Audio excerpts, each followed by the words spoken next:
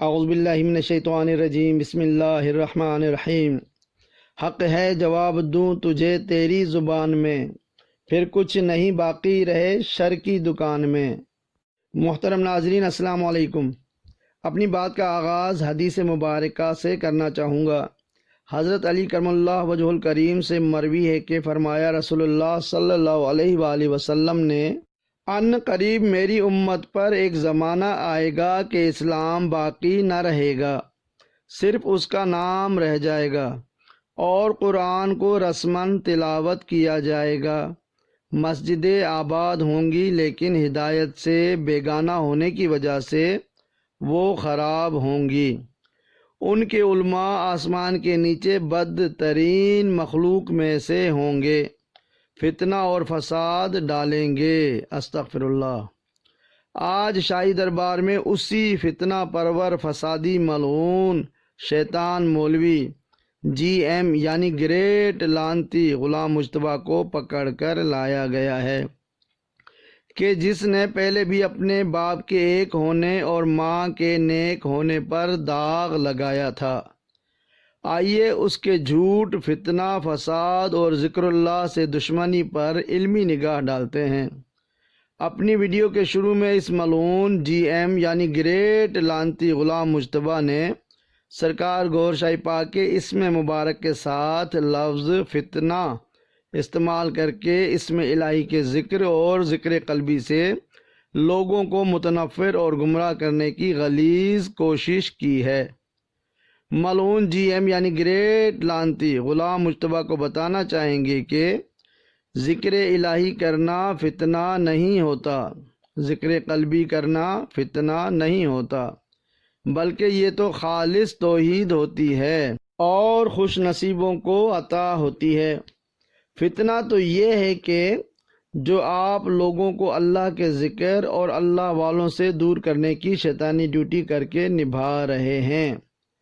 آپ کی صورت میں یہ فتنہ دنیا میں آپ کی والدہ کے نیک نہ ہونے اور والد کے ایک نہ ہونے کی وجہ سے پیدا ہوا ہے، لیکن یاد رکھیے کہ حق ہمیشہ بلند ہی رہتا ہے اور باطل کا سر نگوں ہوتا ہے۔ الحمدللہ۔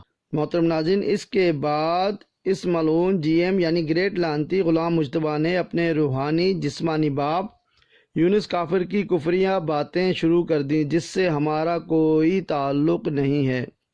یہ ملعون غلام مجتبیٰ جانے اور اس کا باپ یونس کافر جانے، یہ اپنے باپ کے لیے جو چاہے کہے یا جو چاہے سوال کرے، ہمیں کوئی غرض نہیں ہے، لیکن سرکار گوھر شاہی پاک کے خلاف بھونکنے کی ہم اس ملعون خنزیر جی ایم یعنی گریٹ لانتی غلام مجتبیٰ کو اجازت نہیں دیں گے۔ محترم ناظرین، اس ملعون شیطان مولوی نے یہ جملہ بھی کہا کہ ان کا یعنی گوھر شاہی والوں کا سب سے بڑا جو ملعون ہے یونس گوہر۔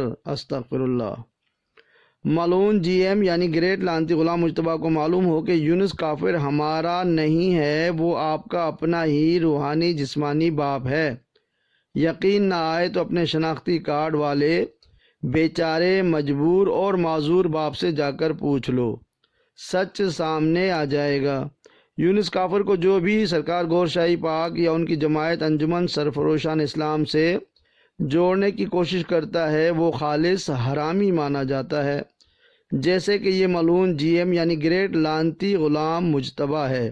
حدیث پاک صلی اللہ علیہ وآلہ وسلم ہے کہ میری امت پر ایک زمانہ ایسا بھی آئے گا کہ جس میں جھگڑے ہوں گے، لڑائیاں ہوں گی، اختلافات پیدا ہو جائیں گے۔ بظاہر تو لوگ یعنی عوام الناس ہی لڑتے ہیں، لیکن ان کا کوئی قصور نہیں ہوگا۔